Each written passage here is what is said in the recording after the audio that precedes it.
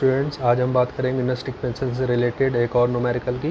ठीक है, इस न्यूमेरिकल में आपसे कहा गया है calculate the equilibrium constant of the reaction. एक रिएक्शन आपको दे दी गई है, कहा गया है इसका इक्विलिब्रियम कांस्टेंट कैलकुलेट करो। रिएक्शन आपको क्या दिया है, सी यू ब्रैकेट में S plus 2Ag plus A Q gives C U double plus A Q plus 2Ag plus bracket में एस। ये आपको इक्वेशन दे दी गई है, साथ ही इस इक्वेशन का जो स्टैंडर्ड सेल पोटेंशियल है वो भी आपको दे दिया गया है। स्टैंडर्ड सेल आपको ई नॉट दे दिया है, सेल का कितना दे दिया है 0.46 वोल्ट दिया है। ठीक है, और कह रहा है इसका इक्विलिब्रियम कांस्टेंट कैलकुलेट करो, यानी केसी कैलकुलेट करना है। तो हमने आपको नेक्स्ट इक्वेशन के डेरिवेशन में ही बताया था किसी भी सेल के इलेक्ट्रोड पोटेंशियल और उसके इक्विलिब्रियम कांस्टेंट के बीच में रिलेशन।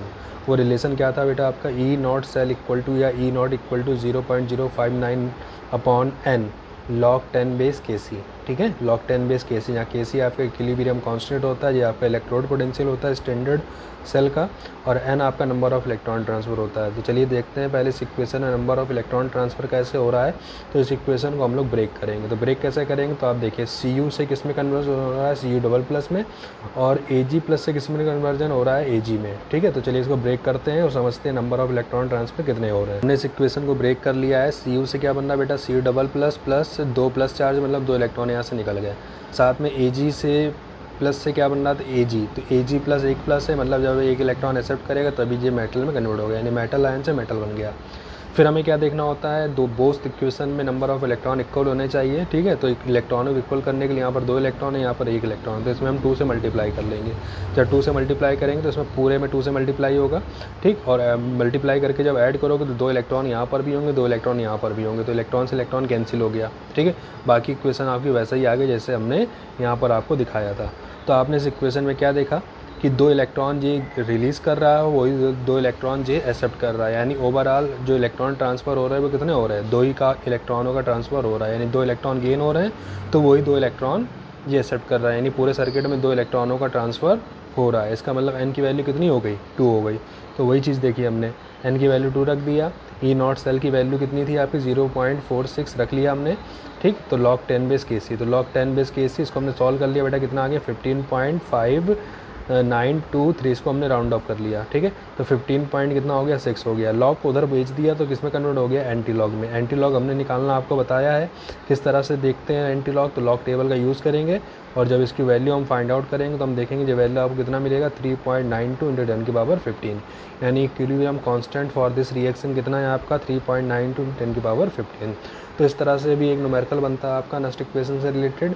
और हमने और भी न्यूमेरिकल आपको बताया था, एक कंप्लीट सेल वाला बताया था, एक हाफ सेल वाला न्यूमेरिकल भी आपको बता चुके हैं।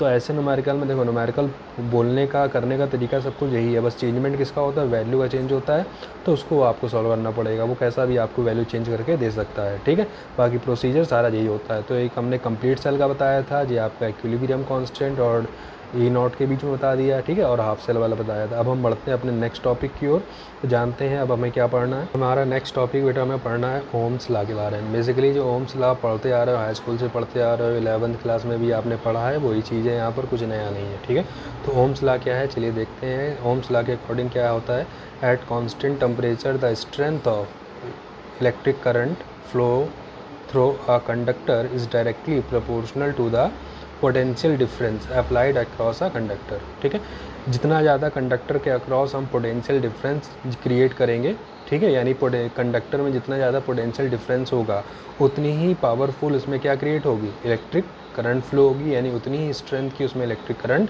फ्लो होगी। यानी इसका मतलब क्या होता है कि जो पोटेंशियल डिफरेंस होता है किसी भी कंडक्टर में, वो स्ट्रेंथ ऑफ करंट के क्या होता है, डायरेक्टली प्रोपोर्शनल होता है। यानी जो पोटेंशियल डिफरेंस V है वो डायरेक्टली प्रोपोर्शनल होगा किसकी, I, यानी जितना ज़्यादा पोटेंशियल डिफरेंस होगा उतनी स्ट्रेंथ की उसमें क्या फ्लो होगी, इलेक्ट्रिक करंट फ्लो होगी। प्रोपोर्शनैलिटी सिंबल हटता है, कॉन्स्टेंट रहता है R। ठीक, जहाँ R इक्वल टू हमने निकाल लिया बेटा V/I, हियर R इज क्या होगा, रेजिस्टेंस होता है। ठीक है, अगर हम कह दें कि I इक्वल टू 1 एम्पियर है, V इक्वल टू 1 वोल्ट है, तो इसका मतलब क्या होगा, R इक्वल टू कितना आ जाएगा बेटा, 1 ओम आ जाएगा। R इक्वल टू कितना आ जाएगा, 1 ओम आ जाएगा। यानी क्या मतलब हुआ, 1 volt potential difference needed to pass 1 ampere current through a resistance of 1 ओम।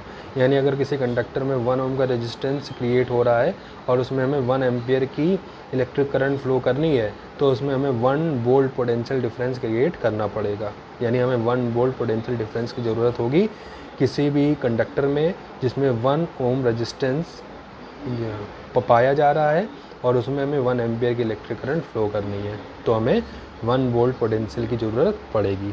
तो ये था आपका ओम्स लॉ, ठीक है।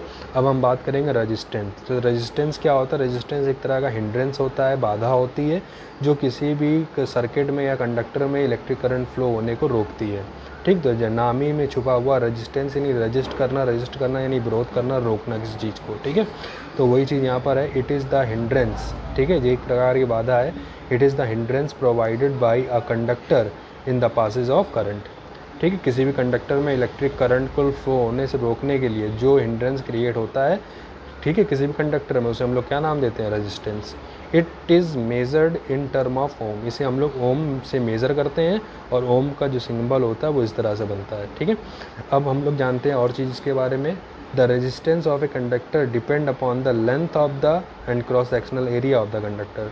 किसी में कितना रेजिस्टेंस क्रिएट होगा, किसी भी कंडक्टर में, किसी भी सर्किट में कितना रेजिस्टेंस क्रिएट हो रहा है, वो डिपेंड करता है कि उस कंडक्टर की लेंथ कितनी है और उसका क्रॉस सेक्शनल एरिया कितना है। अब उसको इस तरह समझ सकते हैं, हमें किसी पाइप में पानी को फ्लो करना, वाटर फ्लो करना, तो पाइप जितना ज़्यादा लंबा होगा उतना ज़्यादा समय उस पाइप से पानी को बहकर बाहर निकलने में होगा। इसका मतलब क्या हुआ कि पाइप लंबा होने से उससे पानी को बहने में ज़्यादा समय लगता है, मतलब वहाँ पर जो हिंड्रेंस है, रेजिस्टेंस है, बहुत ज़्यादा है, बाधा बहुत ज़्यादा इस जो पानी को फ्लो करने से रोकती है। मतलब कि जितना ज़्यादा लेंथ होगी उतनी ज़्यादा उसमें बाधा उत्पन्न होगी, बाधा मतलब उतना ज़्यादा उसमें रेजिस्टेंस होगा। यानी कोई भी कंडक्टर जितना ज़्यादा लेंथ का होगा उसका रेजिस्टेंस उतना ही ज़्यादा होगा। यानी कि लेंथ बढ़ने से रेजिस्टेंस बढ़ जाता है, कंडक्टर की लेंथ बढ़ने से रेजिस्टेंस बन जाता है। यानी कि आर जो है, रेजिस्टेंस जो है वो लेंथ के क्या होगा? डायरेक्टली प्रोपोर्शनल होगा। अब पाइप जितना ज़्यादा चौड़ा होगा, जितना ज़्यादा मोटा होगा, ठीक है, उससे होकर पानी को गुजरने में उतनी आसानी से पानी वहाँ से निकल जाएगा। उतनी आसानी से निकल जाएगा मतलब क्या हुआ? वहाँ पर रेजिस्टेंस कम था इसलिए आसानी से निकल गया। यानी कि कोई भी कंडक्टर जितना ज़्यादा चौड़ा होगा, यानी क्रॉस सेक्शनल एरिया जितनी भी ज़्यादा होगा, उसमें रेजिस्टेंस उतना ही कम होगा। इसका मतलब जो रेजिस्टेंस होता है वो कंडक्टर के क्रॉस सेक्शनल एरिया के इन्वर्सली प्रोपोर्शनल होता है। यानी रेजिस्टेंस ऑफ द कंडक्टर जो होता है वो लेंथ के डायरेक्टली प्रोपोर्शनल होता है कंडक्टर की, और उसके क्रॉस सेक्शनल एरिया यानी उसकी मोटाई चौड़ाई के इन्वर्सली प्रोपोर्शनल होता है। अब हमने क्या करा? दोनों इक्वेशन को आपस में कंबाइन करा, तो आपने क्या देखा? R is in proportional to L upon A. Proportionality का सिंबल हटता है, यहाँ पर एक कांस्टेंट आता है जिसको हम लोग नाम देते हैं स्पेसिफिक रेजिस्टेंस या इस रजिस्टिविटी, जिसको हम लोग लिखते हैं रो। ये कौन सिंबल है? रो, ठीक है। तो आर इक्वल टू क्या हो गया? Rho L upon A, where rho is specific resistance और रजिस्टिविटी, जहाँ आपका ये स्पेसिफिक रेजिस्टेंस या रजिस्टिविटी कहलाता है, ठीक है। अगर हम बात करें if L equal to R A R unity, अगर हम कहते हैं जो लेंथ है उसकी जो कंडक्टर है उसकी लेंथ कितनी है?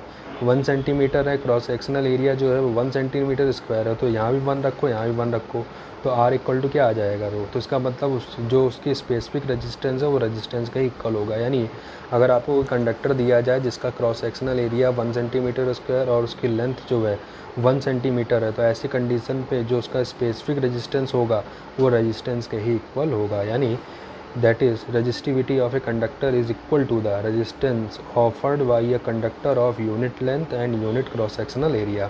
एक कंडक्टर जिसका लेंथ और क्रॉस सेक्शनल एरिया यूनिट है तो उसका रेजिस्टेंस और स्पेसिफिक रेजिस्टेंस आपस में क्या होंगे? इक्वल होंगे, ठीक है।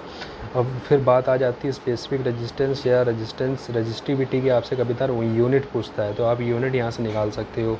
तो हमने यहाँ से रो इक्वल टू निकाला, तो रो इक्वल टू कितना आ जाएगा बेटा? R A upon L. Rho आपका, आर आपका क्या है? रेजिस्टेंस, इसको लिखते हैं ओम। ए आपका एरिया है सेंटीमीटर स्क्वायर और लेंथ है सेंटीमीटर। सेंटीमीटर कैंसिल हो गया तो रो इक्वल टू क्या आ गया बेटा? ओम सेंटीमीटर। यानी रेजिस्टिविटी या स्पेसिफिक रेजिस्टेंस की यूनिट क्या होती है? ओम सेंटीमीटर। जो आपसे मल्टीपल चॉइस में क्वेश्चन पूछता है, ठीक है। तो ये हो गया आपका रेजिस्टेंस, ओम ला क्या है, रेजिस्टेंस क्या है, रेजिस्टिविटी क्या है, ठीक है। अलग से पूछता है रेजिस्टिविटी क्या होती है। तो रेजिस्टिविटी ऑफ द कंडक्टर जो है वो रेजिस्टेंस का इक्वल होती है। कब होती है? जब कंडक्टर जो है वो यूनिट लेंथ का हो और यूनिट क्रॉस सेक्शनल एरिया का हो, ठीक है। तो ये था रेजिस्टिविटी, रेजिस्टेंस और ओम्स लॉ के बारे में, ठीक। अब नेक्स्ट टॉपिक हम देखते हैं नेक्स्ट वीडियो में।